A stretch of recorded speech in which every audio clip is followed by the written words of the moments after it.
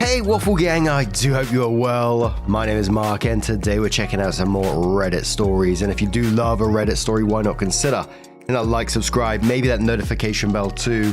And let's crack on with today's first story. Much love, guys. Now today's first story comes from OKCode6742 from the Relationship Advice subreddit.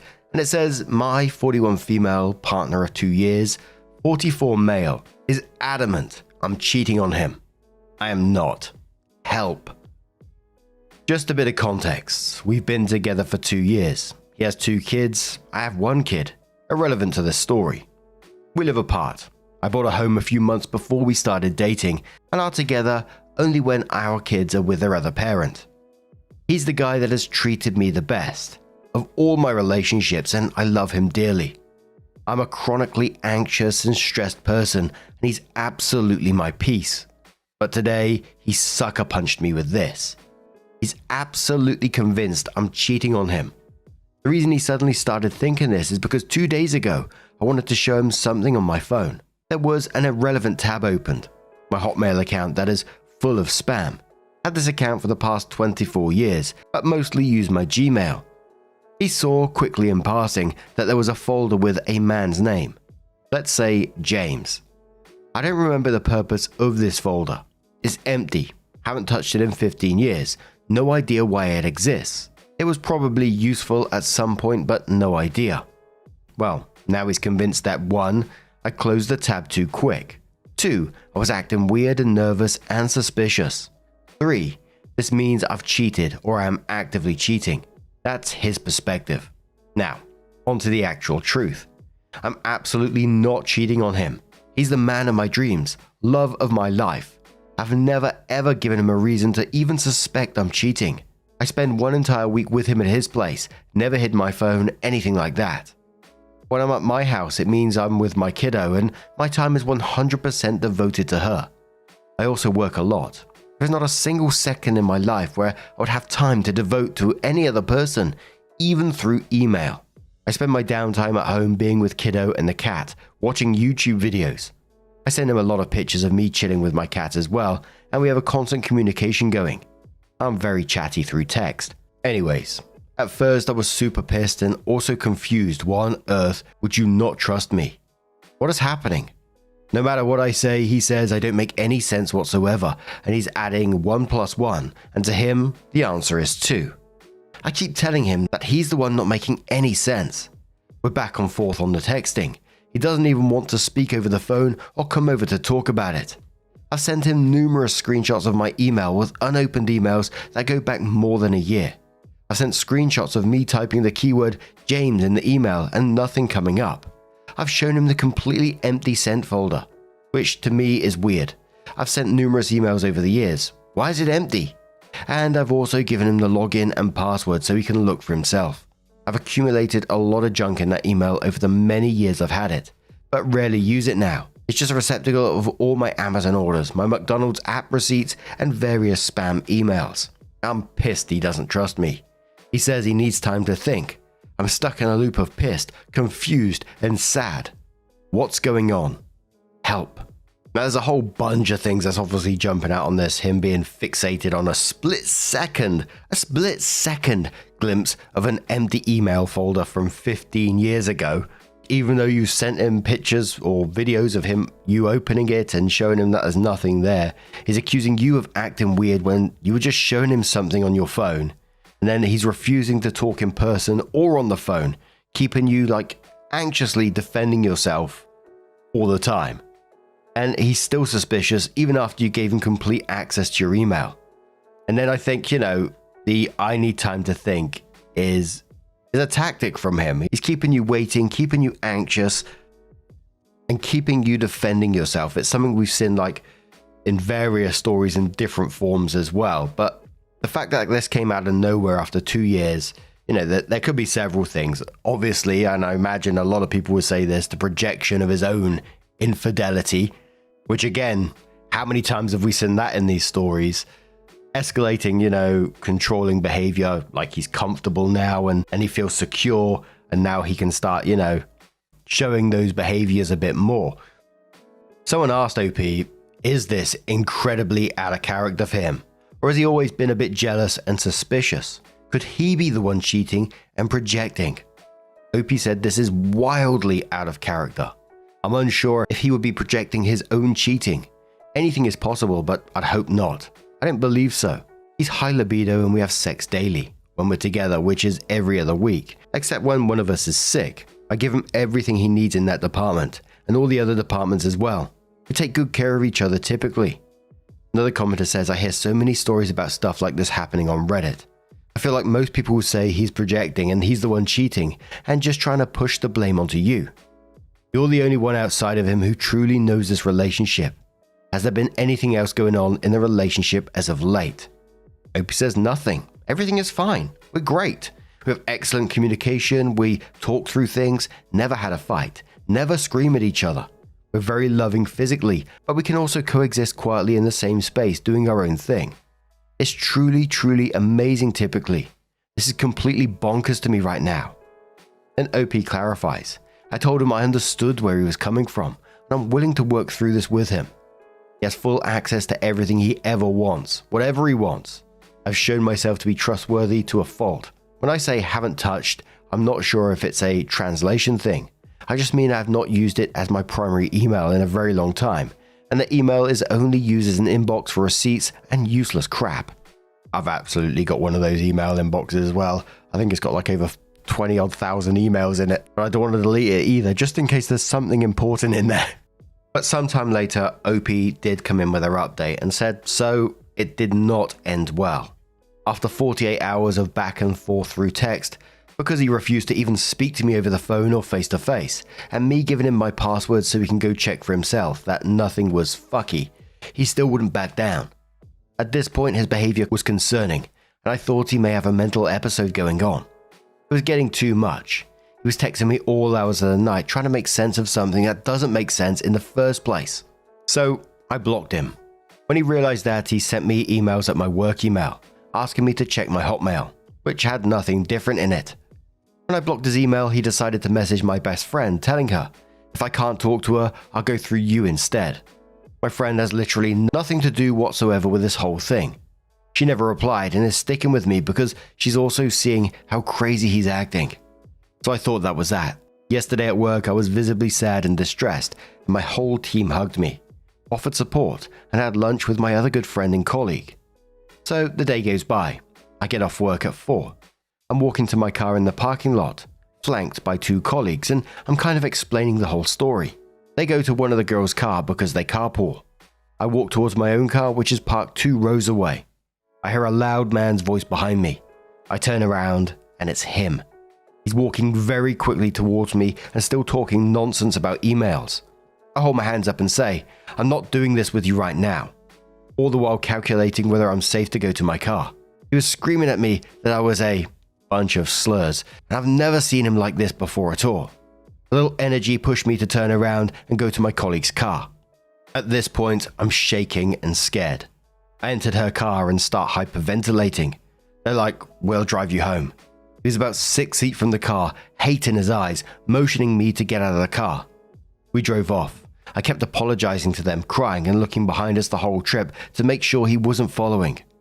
When I came home, my mother was there. I broke down and she called the cops. A nice officer told me over the phone, I've got nothing else going on right now. You're my priority and I'm coming to you as soon as I can. He came to my home, took my deposition, was extremely patient and understanding, explained everything that he was going to do after. My ex was placed under arrest for criminal harassment with certain conditions to follow. Not sure about the legal terms here, but they did not handcuff him or take him to jail. It was just a verbal thing, and he will probably be summoned in court at a later date. I have a good network of people who care, and I believe I'm safe. Thanks everyone. Opie responded to a comment that was below and said, thank you for your kind words. They are definitely patrolling my area more. The officer told me that he was extremely calm and cooperative during his arrest, but knowing my ex, that's just a facade, and he's probably absolutely boiling with rage inside. Have some peace of mind, for I know he cannot contact me, directly or indirectly, and cannot be at my home or place of employment.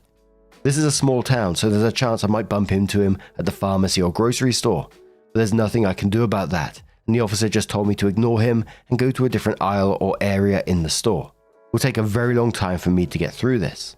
I'm a slow healer, but time heals all wounds, does it not? Someone says to OP, just because they have mental health issues, clearly here, it doesn't mean you have to feel 1 ounce of sympathy or guilt, because whatever is going on, it destroyed any chance of them being allowed in your life anymore. OP says, thank you. I needed to hear this. I'm angry at him, but sometimes during the day, I have small bouts of thoughts like, did I overreact? Am I being too harsh with having him arrested? And I have huge regrets about it. But then I realize, hey, the actual officer of the law told me he had enough motive to literally arrest him. So I'm doing the right thing. Someone asks, is it a brain tumor? Yep, some tumors can change a person's personality drastically. Sadly, this isn't the case here. He's a drug addict and uses multiple times a day, which leads me to think that's where his little mental episode stemmed from. Commodore says, and quotes, but no, my ex, that's just a facade. He's probably absolutely boiling with rage inside. And says, can you talk about this a little more? In your original post, you describe him only using positive traits. But if you know he's probably absolutely boiling with rage inside, that speaks to you knowing he has a temper. I'm not asking to be snarky, but it may be helpful to see if his behavior is not as out of character as you initially thought. Opie says, I understand what you mean. Yes, he did have a temper, but never ever directly at me personally. Usually be mad at the mother of his children for mishandling a situation regarding the kids, and would go on a rant about how much of a see you next Tuesday she is. But towards me, the sweetest guy there ever was. I guess I didn't think that would happen to me, but isn't that how it usually goes? Never thought I'd be on the receiving end of it. In the same post, OP posts a mini update and says, edit. I just had a 2-hour conversation with his ex. Let's call her Jess. Not the mother of his kids, but the girl he dated between the kid's mother and me. A very interesting conversation. She's lived exactly the same situation as me, minus the calling the cops. She told me he was ultra controlling, physically and verbally abusive to his 2 sons, a bad drug habit, an unhealthy/borderline inappropriate relationship with the mother of his children, and he was psychologically and sexually abusive towards Jess. She told me he used to put her on a pedestal, same as me, but he had a lot of behavior problems that I've noticed but chose to ignore just because I loved him so much. I hope he gets the help he needs. Hope he adds another edit and says, he's following me. Saw him twice today where he shouldn't have been. Documented that to the police station. They're super nice and understanding, thank God. OP checks in again sometime later to let people know she's okay and says so far so good. Nothing worthy to mention since the second update. I have many people in the hospital I work at offer to walk me to my car. I'm never alone. I'm actually safer at work than at home. Everyone has been wonderful. And the last bit of information just to clarify some stuff, OP said my ex was going on and on about exactly what you're saying. For context, I've had this email since I was 15 years old, and back way before Snapchats and messages and even Gmail. Hotmail is how we communicated. I have at least 10 folders there, including the one I use with my ex-husband, the father of my child, not the current partner, and his folder is named Babe. That's how much I don't give a shit about that email, and yes, I open it sometimes because A, it's my Facebook associated email, B, I log in on Poshmark with Facebook, C, I get Poshmark related communications there. I don't use that email other than Poshmark, Amazon, and McDonald's receipts, so yes, sometimes it's logged in, but I haven't sent an actual email from there in years. And the mysterious James could have easily been either a young fling or a client when I was a wedding photographer. Seriously, no idea. And that is a pretty scary situation, and I hope OP has taken it as seriously as they can.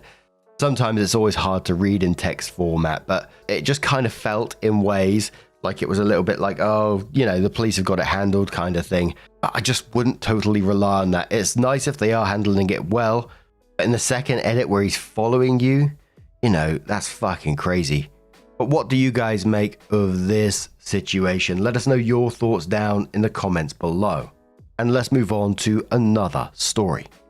Now, our next story comes from Cautious Public 6, and it says, fired and denied a prize after winning a work costume contest. I work in a large office setting in Alabama. It's not a call center, but has a similar environment. Officially, there isn't a uniform, and you can wear whatever, as long as it isn't against the dress code. But several of my managers are religious and very southern judgy ladies who harass certain people in the office over the way they look. either with inappropriate, unwanted compliments or overly judgmental comments. I'm a very tall guy who works out, and I've gotten both sides of it. The latter because I have long hair and they call me a hippie. I know a lot of female co-workers have gotten much worse because of very conservative clothing. And in the time I've worked here, I've seen multiple complaints to HR about comments made to them, which have ended in them being fired in the next week. Being harassed over clothing and body stuff is a big topic among my co-workers, and it has made for a terrible office environment. On the Glassdoor for our company, 75% of the reviews specifically reference this aspect of working here. A few days prior to the 31st, I found out my work was doing a costume contest. I had a somewhat high-effort costume I was reusing for a comic convention and decided to wear it again, not really expecting to win. My workplace has over 100 employees, and the top prize for winning included $500 in cash and several gift cards. It is worth noting that the costume is not in any way sexual or inappropriate for work, or more specifically from our dress code. If you are curious, the character I dressed up as was Gonta Gokuhara. Apologies about the pronunciation, and if you Google him, nothing is inappropriate about his design / against our dress code, save for being barefoot, and I broke character for that by wearing sandals. The most inappropriate thing I can think of is that there were fake bug toys in the bug box. Virtually no one in our office is dressed up, which I wasn't expecting, but it made sense. It was me, one new girl who wore a kitty ear headband, and a set of cheap fairy wings, and several of my female managers, all of whom went all out. Everyone in my office has strong resentment for our managers for reasons mentioned above, and I ended up winning the vote because of it. The headband girl won second. I was told that I'd be sent my prize via direct deposit yesterday. I did not, and instead got an email explaining that I was being terminated for abuse of the office dress code. When I called my manager for clarification, she said that my costume clearly violated dress code. After I asked what rule it was that I broke, she told me that I knew what it was, and hung up on me. I'm young, and I've honestly never dealt with a level of blatant unprofessionalism in the workplace on this level before, and I really don't know what to do. Do I have rights on this? They can't seriously do that, right? Marzi D says, it's shitty and unfair. Unfortunately, shitty and unfair is legal. They can fire you for not following the dress code, and they can fire you for following the dress code. The $500 prize is yours, and they need to pay up. You should also be eligible for unemployment since this is not actually a cause for termination as far as unemployment is concerned. Nukedom says, for reference, the character is a guy in a suit and a tie. Half Awake says, at-will hiring standards mean you can be fired for any reason at all. Think of it like you're a kid visiting a friend. The friend's parents own their house and can send you home at any time for any reason. The only difference between this scenario and real life is that you do have a few protections in the workplace, based on protected categories. The Way Baseball Go says, here's a representation of the character for all those interested. And the picture is of like a anime type guy, like was said before, in a suit, with like a bug box around him, super long hair, looks like a businessman catching butterflies basically. And the commenter said the same, it's a character in a suit and a tie with long hair carrying a butterfly net, which OP may or may not have even had with the costume. OP came in with our update and said Alabama. Well, my problem essentially ended up closing itself out within a day. I had initially planned on writing this last night, but got sucked into a web novel. Worm. Really good stuff, which made me forget about it. A lot of people have questions about stuff, so to clarify, our office does have a defined and written dress code, but it is very lax, at least on paper. Things are specifically listed in what we can and cannot wear, and the latter category is made up of very few things, beyond sexually explicit stuff. As I said, I do not work in a call center, just a similar environment, specifically an audio transcription service. We listen to audio calls and type them out, and we use foot pedals the entire time. But taking off your shoes at your desk is strongly encouraged to make it easy. Because of this, many people wear sandals regularly and no footwear is listed in the dress code at all. I did wear sandals as Gonta, but I always wore those at work. If you brought dress shoes or heels to my job and wore them, I actually think it would make it impossible. If not, give you an injury. And my suit actually stood out quite a bit because basically no guys dressed that formally ever. I did have the butterfly net, not a hammer as some people said. Gonta's not that kind of guy, but one of my managers had a real looking chainsaw, so I don't think this is valid. I told them my name was Gonta and explained the character a bit, but don't think my managers or anyone looked it up and saw Killing Game, as several people had guessed. In the email ranking thing I got, I was listed as Happy Bug Scientist, so I severely doubt this is what happened. Very, very soon after my initial post, a friend I told about what happened had his father call me, a guy who owns a mid-sized business in another part of town. We spoke for a while about what happened and my prior experiences, and he ended hiring me. It's a much nicer and considerably better well-paying job than my last one, and my bosses don't seem to be crazy, so I'm happy. Glassdoor reviews aren't scary either. I was still a bit salty over the $500, and I had planned on maybe finding out if there was a way to report them for holding a fraudulent contest or something, even if I had a little recourse on the job.